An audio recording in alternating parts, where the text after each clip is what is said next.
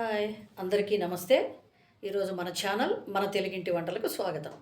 మనం ఈరోజు సొరకాయతో పాలకూర ఎలా చేసుకోవాలో చూద్దాం. ముందుకు ఒక సొరకాయని తీసుకున్నాం. ఆ సైజు చూశారు కదా, సొరకాయ అంత సొరకాయని తీసుకుని దాన్ని చక్కగా కడిగి శుభ్రంగా పీల్ చేసేసి ఈ విధంగా సన్నగా ముక్కలు. మా సుధా చూడండి అంత ఎక్స్పర్ట్ అనమాట ఈ కూరగాయలు తరగడంలో.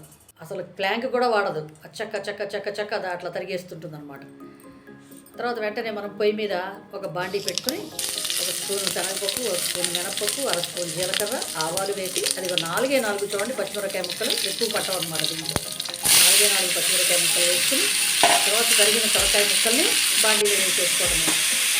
అలా వేసుకున్న తర్వాత ఒక టీ స్పూను సరిపోతుంది.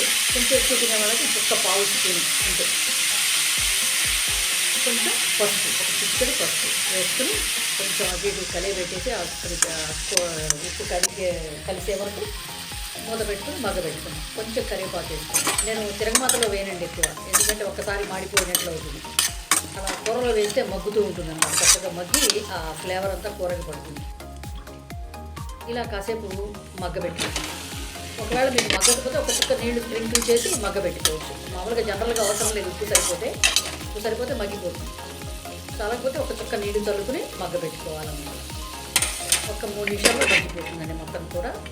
ఆ తర్వాత మనం మూత తీసేసి శనగపిండి తీసుకోవాలి. కొంచెం ఒక బౌల్లో కొంచెం ఒక టేబుల్ స్పూన్ శనగపిండి తీసుకుని దాంట్లో కొంచెం నీళ్ళు పోసి చక్కగా అలా పేస్ట్ లాగా కలిపేసుకోవాలన్నమాట. ఉండలు లేకుండా అలా పేస్ట్ లాగా కలిపేసుకోవాలి.